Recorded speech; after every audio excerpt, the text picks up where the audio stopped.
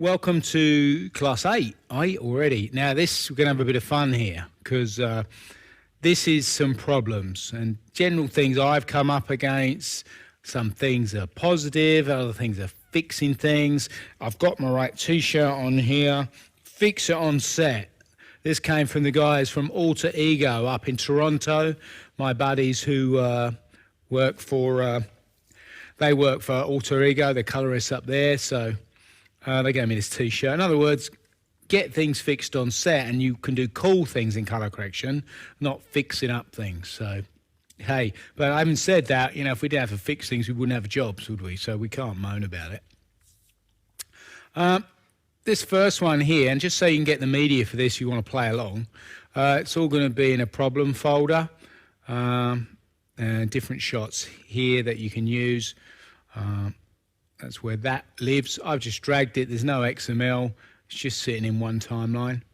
So we're going to start with this guy here. He obviously starts outside. He's coming in. This wizard, I'm not worried about him out there. But when he gets there, you can obviously, we've got mixed colour temperatures there. He's got to come in to a relatively neutral scene. And we can dynamic this. And we try and hide things so we can't see. There's actually a bit of lamp flicker there as well.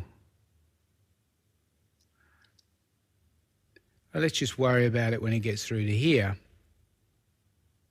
And then what we can do is try and do as much grading with it and try and do it in a primary before we start to select secondaries, change secondaries, start pulling keys. And we're not going to have an awful lot of time, I wouldn't have thought. We never do. So try and see if we can just neutralise it and maybe we get away where we don't have to key anything. You see our blue channel's quite a way up here. Now, this could be where we can either get into adjusting in our offset, and maybe we just want to knock our blue channel down a little bit and take our other guys up, which we can do there. That makes that a little bit better. I'm then going to make a new node and I'll call that my initial balance. And in here, then I'm going to go back to here and I'm just going to slide up my contrast a bit so we can see his eyes. Let me just make that a bit bigger there for you like that. Always look at the eyes. Always try and make sure you connect with the character. This was from a music video. It was the first time we saw him. Lifting up my mids and lifting my mids there, my gain there. Then I'll just come into the mid-tones and I'm going to try and correct for him. He's quite a little bit washed out, like that. Obviously, as I turn the saturation up, I'm turning everything up in the background as well. Overall, it's all coming up, so any blue tones I've got. So normally what you do is give yourselves a little bit more chroma to work with, and then we can try and key and knock back some of the blue, leaving some of the skin tone. So we'll see whether we can just do that within a curve. This is certainly going to be easier for us. Hue versus sat. Pick a sample there of the blue and just back that down. Now, I wouldn't try keying that, grading that, putting in additive colour to change that. It's sometimes easier just to drop the colour away and so there's not too much going on out there, rather than try and time that, pull the blue out. What we're going to make it is coming from a street outside, is coming into a warm cafe places where he is. So that is sometimes better, and in doing that is going to pop him out a little bit more. If I just turn that off, you can see that. And if I turn it all off, that one, Option D, that one. So without having to pull a key, without having to do a track, admittedly I may have to track and do things, But the object of this exercise, if he works well there with the curve, he should work well through there and through there. So if I've limited my keying, means I don't have to track, means I don't have to do shapes. Think about your primaries. Yeah, they're the most important controls you'll use. Noise reduction. Now in the light version, you don't get any noise reduction. Let's get rid of this. If we look at this shot on a Canon F3, beautiful, iconic bridge, but you can see there's quite a little bit of noise going on. If we do this up there, we want to take that away. We don't like that. And the more you grade that, the more you'll see it. There's not too much you can do in your grading to hide it. Obviously, if we push gain or anything around in there, each pixel is then getting manipulated. Each pixel will start to say, well, you know what? I actually don't like being pushed around to where I am. I liked it where I was. That's where I was exposed. That's where I was happy with. So say we have lifted it a little bit because we've got to see more detail and we've got to see a bit more saturation. So I've cranked everything just really to exaggerate it for you a bit. I'm going to add a new node. And in that node, I'm going to put a shape because we can put noise reduction in shapes. And we don't tend to see noise in places like the boats and Luna Park and the city and all those things because they're very busy. So let's see whether we put it into there. Noise reduction is this tab, the N one.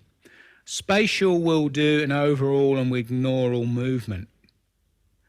Temporal will look at movement and will help to eliminate it. So we could probably use a spatial for this. I always find that this one just goes a little bit too blocky though. And I just don't, it just smooths it out maybe too much, even though we haven't got too much movement there. There's definitely less noise. Let's reset that and see whether we can do anything better by putting up, when we go, you can go to about 50 here, zoom up there again, and we can see there's a little bit of noise, but it's definitely better. If I just run it like that and just turn it off, so I can disable the node, I'll disable it now. There, look at that. See there's buzzing there, turn it back on, there. Good. The fact you can put it in Windows is great. Just put it in Windows, selectively put it in certain areas. It is very good. Much improved in 10 and 11 than it was in 9 when they first brought it out. Very useful. That's it. You only get that with the full version though. Another way you can deal with this, if you want to just noise reduce one channel, you can use the node splitter and combiner node, and that splits this out into RGB, so red, green and blue, in which case you can choose to just apply your noise reduction into the noisier channel, which is typically the blue channel, and do it exactly the same way. Now I've done this as well where I'm just noise reducing one channel and you can leave the others alone. That means this is red, green, blue, no color correction in there. You can do this other ways where you can come in and you can color correct one of the channels. So something like this maybe would be nodes splitter combiner node.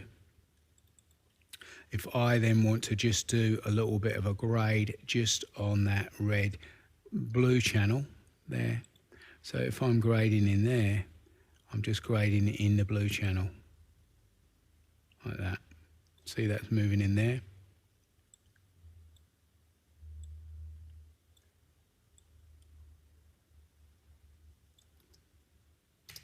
Just affecting this, and it's combining them back up here.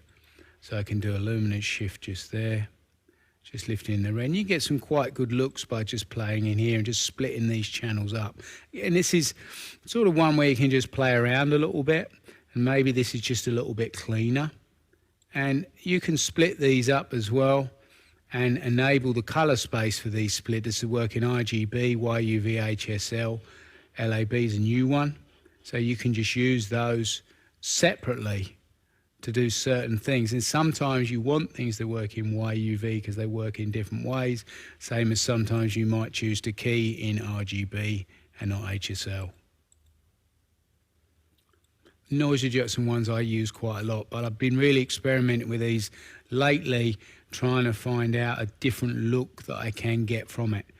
And what about if I did that and then I just wanted to offset that node in here, so node sizing, I can then just pan that very slightly there, and then we're getting a slight, if I make that, I'm panning that, you see how we're getting a sort of offset registration coming thing happening there, like that. That's quite interesting, I quite like that as well. So I've been playing with that.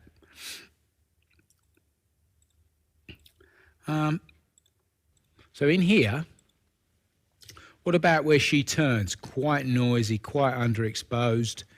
As she does a spin round, let's give her a little bit of a grade first just to help her out. Drop her down. Now I've got to try and match this with that volleyball that was shot in normal light. Obviously, if we match it a bit, we see some more.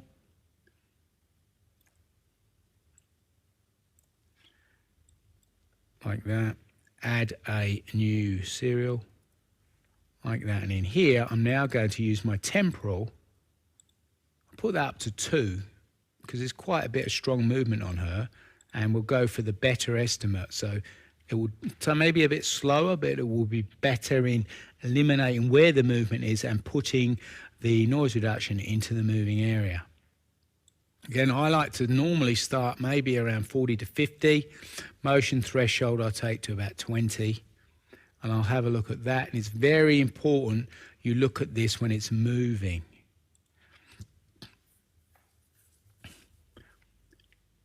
Now what it's trying to do is trying to look at the areas where there's movement, know there's movement, and not add so much noise reduction in there because it will blur. If you look to the edge of her nose, we got slight rubber pictures where her nose bends. That's because he's looking 2 or 1 frame back.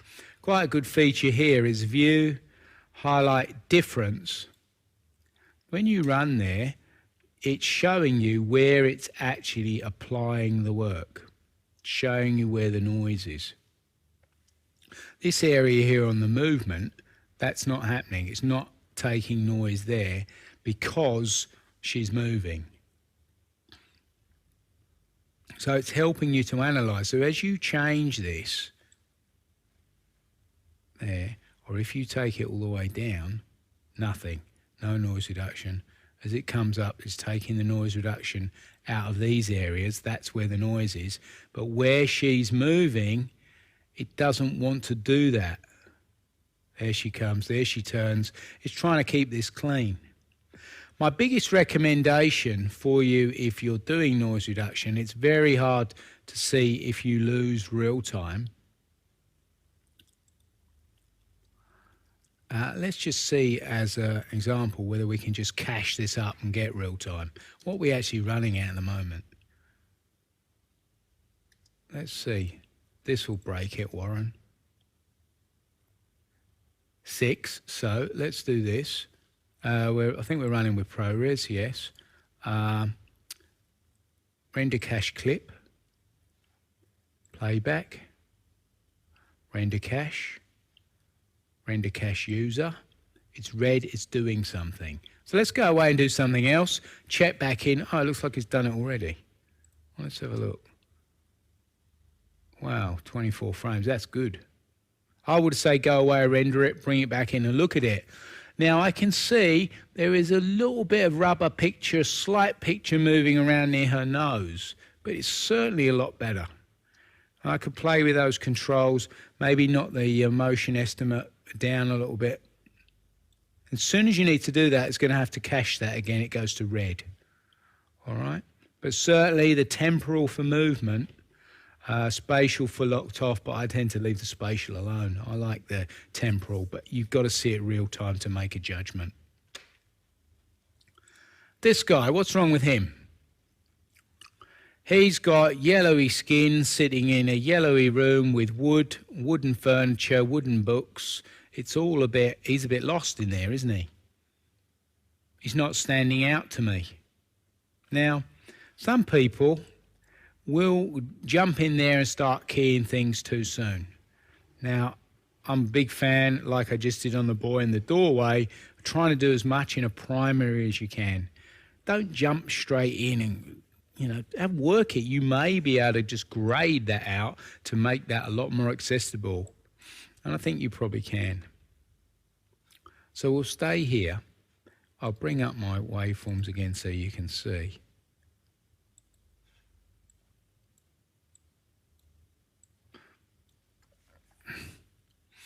Balancing your blacks first.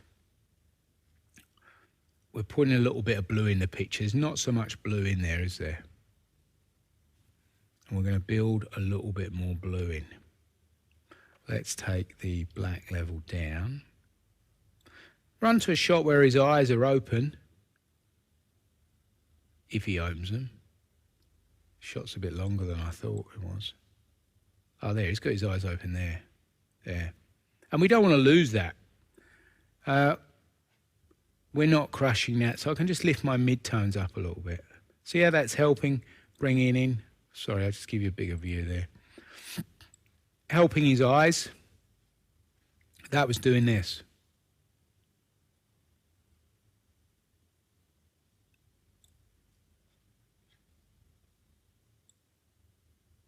Make something like that.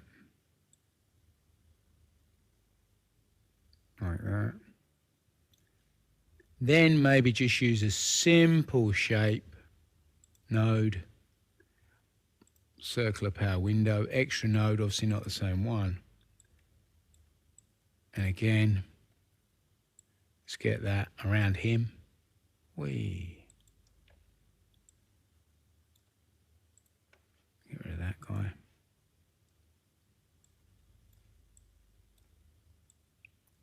And we can take the gain up a bit in him, again the mid-tones.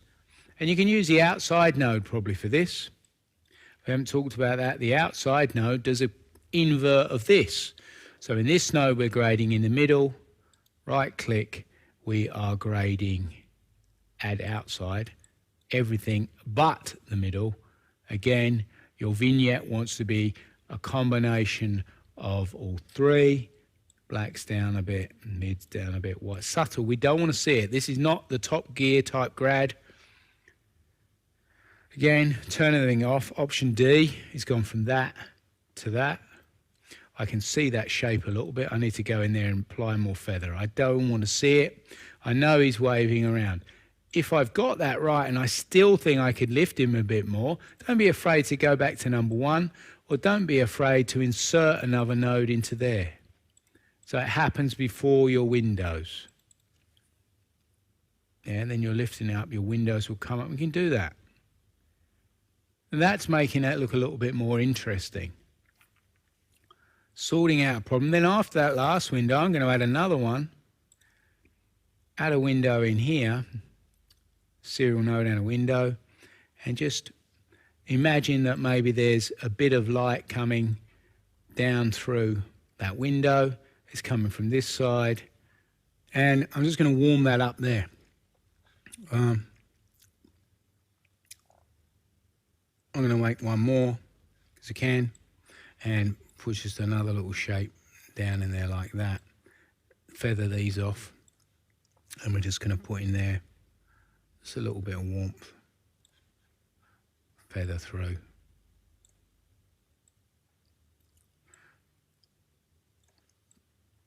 Keep things right on the end when you're doing some shapes. Just so there's a little bit of sunlight coming through. And we haven't had to key anything again or use any curves. Obviously I can do if I needed to, but I'm trying not to do that. This shot here, I really like this. When it actually settles down, we can find we don't need to listen to it. I didn't like that little pebble that was there here. Didn't like that, it tore it. So what I want to do is to use put a shape around it. So I'm going to draw a very quick shape. Remember, I'm not the world's best shape drawer. I told you that, didn't I?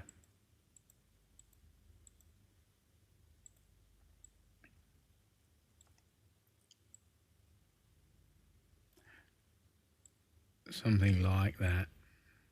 Yeah. And then what I'm going to do is to move that to there, roughly.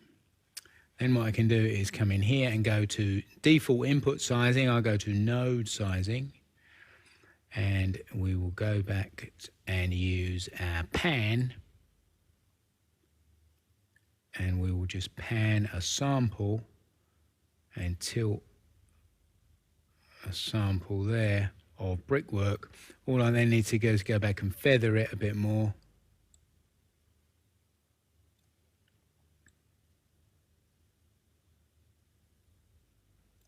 And you get the idea. A bit more work, and I've managed to remove. That's a clone tool. Obviously helps you not, you don't have to track it, but you can track it. I can grade it in there. I could grade it down to balance, make it a bit smaller, soften it a bit more. Lots of things you can do. Obviously did that quite quickly. I'll do it again just quickly so you get that, how that worked. Make a new node, Option S. You want to clone anything, you just put a shape around it. There, so I want to clone, say, him and that pillar. Go there and you're in node sizing. Now what you're doing, you're moving the whole node, but because the whole node is a window, that is all you're going to move. So when you come into node sizing and you've selected it here and you just pan it across, you're just going to pan that. And you have no softening there, but you go back to the original window and you soften it through. You have something like that. And you can zoom that up as well, so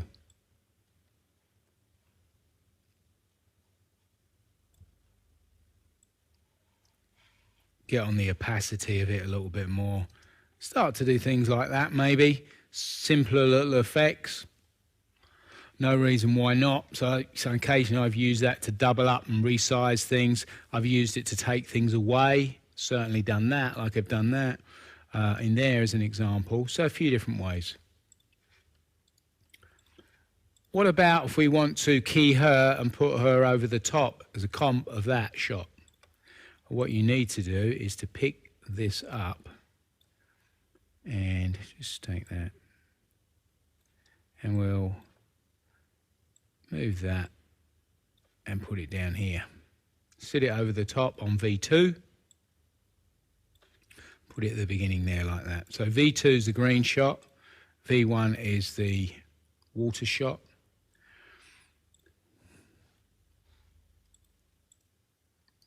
There it is. What we need to do is to normalize her first. Let's see if we go to auto color here, this little A right down the bottom. There we are. That's not done a bad job. Goes in there, automatically fixes the whites, fixes the blacks. It's not too bad. That's the little A right down the bottom. But we don't tell anyone about that because we always want jobs, don't we? We don't want to lose our jobs. Go in there, fix it up. One of the things about any green shots, you are so influenced by how much green is hitting you in the face. You tend to maybe grade things to magenta because you're getting bamboozled with all this green. Anyway, we leave that node alone. It's a rough balance. So I probably may slip a little bit of that just in there in the basic. Yeah, look at the clapperboard. The clapperboard's a great thing to look for. In the 101 class I was doing, I did a really good thing with a little box around it that isolates everything else. So you just see the black and white. It's great when you're learning. Let's just move that clapper away now, make a new node. I want to key the green. This is a good one for using the highlight black and white there. Sort of helps sort the men and the boys out from the key. Do that. It's your width, really. It's different levels of green. The width fixes it pretty quickly. that's not too bad. We'll adjust that once we've keyed it. What I want to do though is invert it.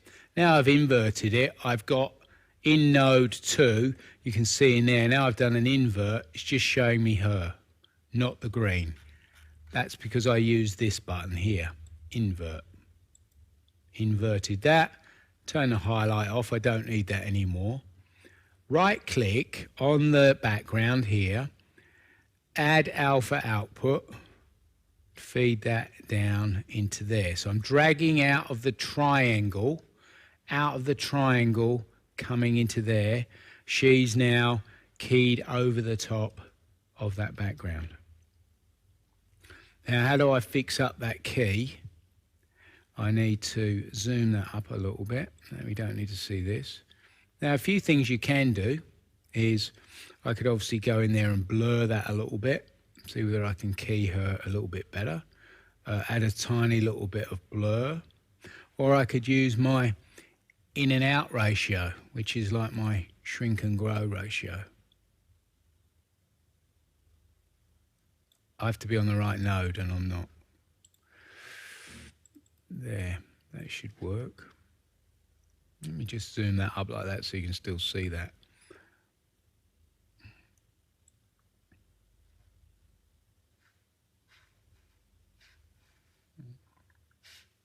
There, just making that a bit smaller. That doesn't seem to have as much difference as it did before. Let's maybe I'll just blur the radius a little bit. There, then use this. Yeah, there we go. So that's just shrinking the edge. Now this is not meant as a compositor. It's purely meant to say clients were really worried about how that green screen was shot and they're panicking a little bit, so I key it for them. But I could render it in dailies and render it out. This could be like a 30-minute take. I could just loop out the background and just render it with her there. Fine, you can do that. If you need to grade her in context, you can't grade here or there or anywhere before the key, because what will happen is that the key will fall apart. So if you went back to number 1 and you started to grade her, then the key would fall over because, see, it's fallen over there. So we can't do that. What we do, we just make another node after it and we grade her in that one. So I can pull a little bit of the green out of there, balance her like that. I can then go to this here and I can just play that on and I can grade the water and the shopping centre to match. Oh, I'm grading the one with a silly thing in it. Let's get rid of that. Turn that off like that. So then I can grade the background to match and grade her in context without seeing all the green hitting in my face. One thing to remember though, if you are rendering out for somebody else to do the comp, you're not doing it. Somebody maybe did After Effects or Nuke or Flame or wherever, you can render 2 versions. You can get a really nice balanced green pass, render that out. You can then delete this and just render that out. That is a fill pass with her graded to match the other one. Never, never use a secondary and up the green thinking you're going to help a VFX guy. They are much happier if you just balance it and give it as clean and nice a primary balance as you can. If you need to do a second pass, do it as a separate version and it will render at the same time and call it grade and call it plate pass. Your VFX person will be your friend if you do that. Remember, do not key. I like this shot. She's a little bit down though. It's just a little bit down in exposure and we want to just lift it and just blow the white slightly and we use the mist filter. Quite a good thing. I like using it. Again, always node in our primary balance, so I'm just leaving lift gamma gain where we are. Grading for the eyes. Lift up for the eyes. And I'm trying to get as much separation of her and that yellowy colour background as I can. So if I just bring that in. Just put the scopes up on the screen here, you can see those there.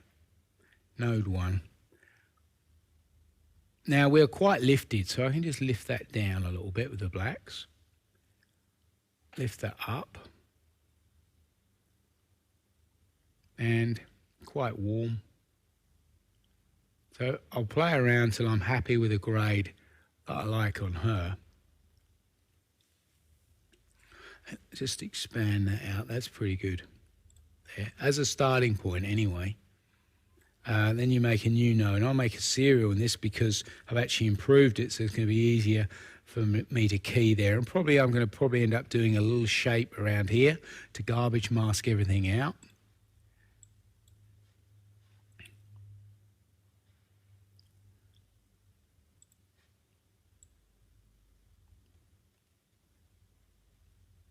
We did this before, didn't we? So you keep playing around like this. Instantly you get put off by a lot of that and you start to go, oh, God, I'm never going to key this. Is going to be too hard. So you can do a couple of things. One thing you can do, well, I know I'm going to put it in a window. I'm going to put it in a window now. Turn on that shape.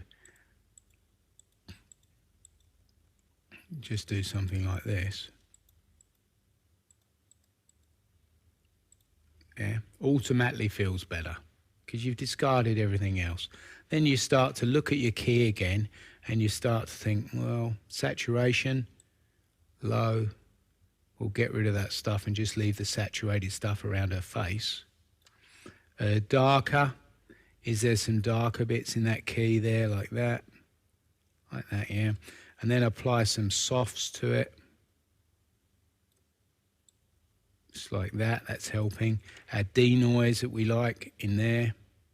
Something like that. I'm not going to spend too much time over. We haven't got time. Make sure I feather this. That's in there. Always add a certain amount of feather. Now what I'm going to do is take off that highlight, Shift H. I'm going to copy that node. Why is that? You haven't done anything, you're saying. Just copy, Apple C, make a new node, and pop that one into there. Apple, Command V. This one is going to be my mist. And this one is going to be my grade. So this could be either misting the highlights or blurring the highlights. In that one, I'm just going to come in here and just lift up my gain a little bit in there and my mids a little bit. Not too much, just a little bit more, trying to just ping her out the background a little bit more. Probably needs a little bit more feather. This one has the key, but this one I want to do the mist on. So this is node 3. To do a mist, same as where you do blur, and blur would be just like that. Ooh, don't like that. Reset. This guy. That actually undoes the channels, so you could blur in separate channels. Go to here and change this to mist. Now this always seems a bit strange.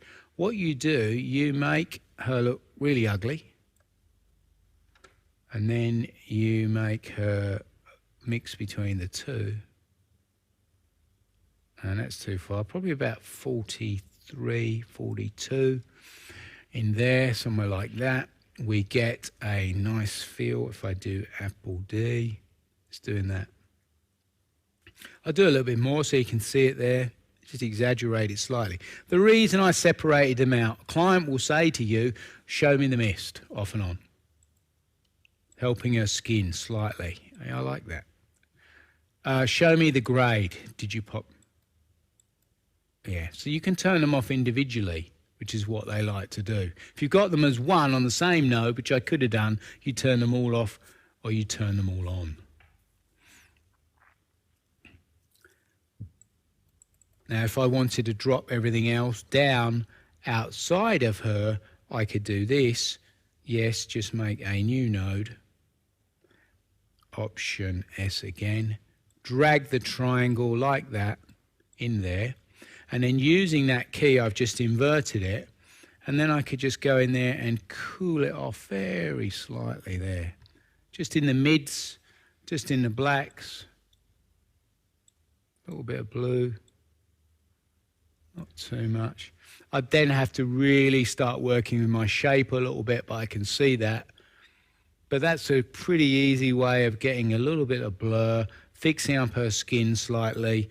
And again, very subjective, depends on the rest of the scene, how much we'd use the rest of the scene. I'm going to grab this, save this still, because we're going to come back and use this grade later on, probably when we finish up. So let me just go here and fold that down, open up this, and I will stick this into here, and we'll talk about how we grab stills out.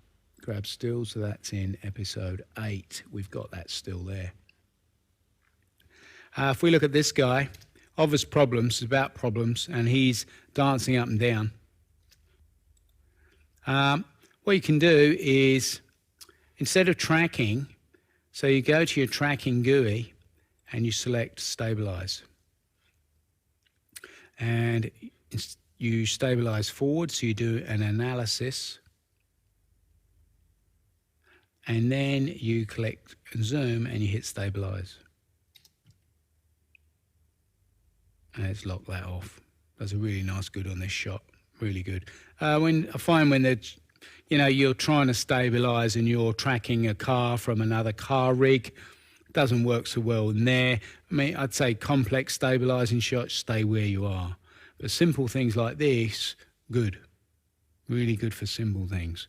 Fixes those up, and again, I'm starting to use it a little bit more. Obviously things I never would have used before.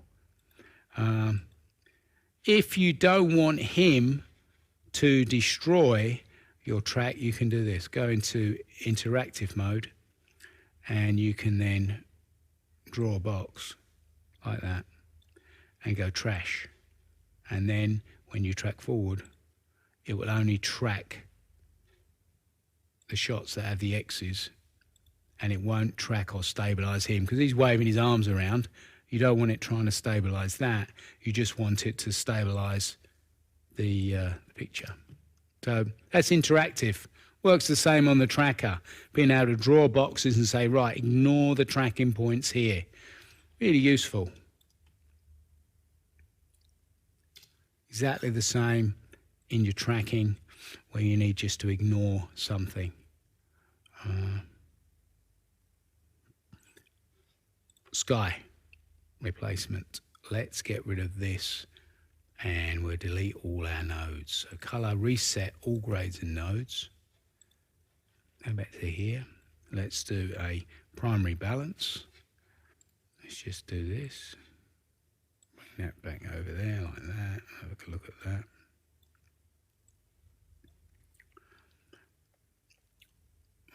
So when you've decided that, and this is actually not too bad for Sky, but it sort of does the thing. It works for us.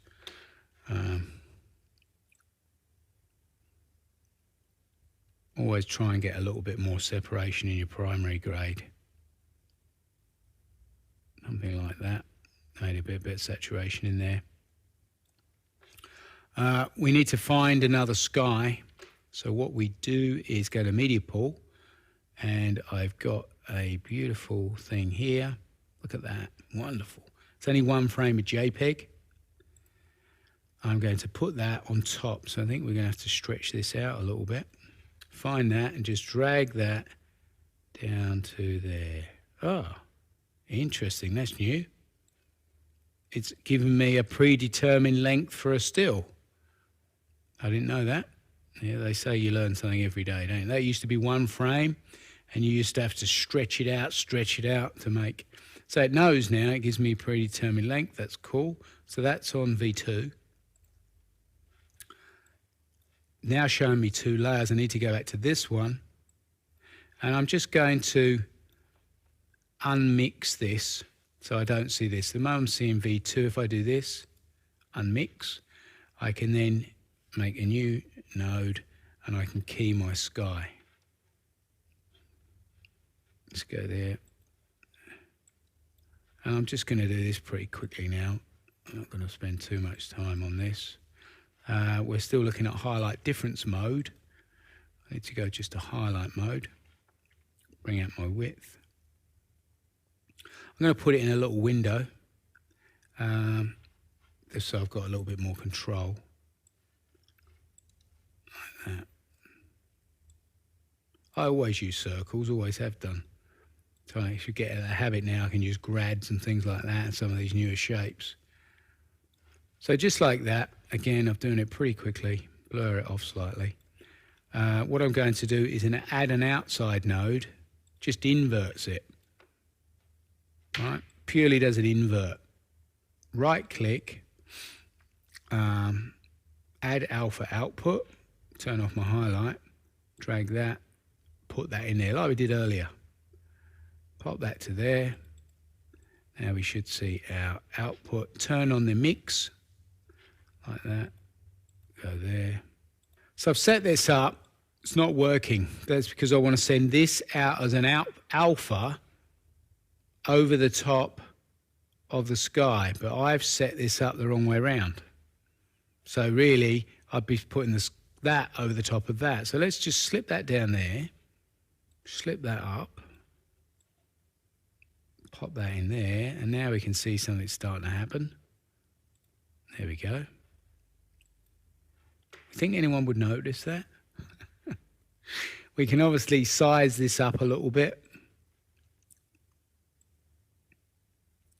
We can go back into here and feather off slightly where we made that.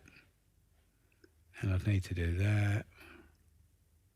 And I would grade this and bring the saturation down in there. Something like that. And probably move it around so the sky cloud is not diving through the clouds. So again, go to the cloud, make sure on my node sizing can be in edit sizing,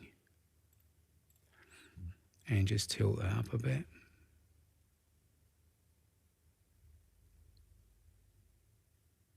Something like that. So only problem with that is that's okay, but if the shot moves, then currently I can't apply any tracking data to that JPEG sky. So it's good if something's locked off, and trust me, with a bit more work, you'd be able to work with that. You get away with that quite nicely. But you can't make the background move the same as the foreground. So in that respect, little bit, it's a little bit, what's the word? Restrictive in how you use it, I suppose you want to say. You want to track a moving car and you want to apply sky. You can't track the car, then apply that to the plate. So, but I've used it. I've got away with it. People have been happy than what was there, but on lock-off only. So I hope you enjoyed that little insight into some problems and things, how you can fix things. There's obviously lots more, but once you get into it and you explore more, you'll get more of an understanding of fixes, and it's all about speed, working quickly to get a result. All right, thank you.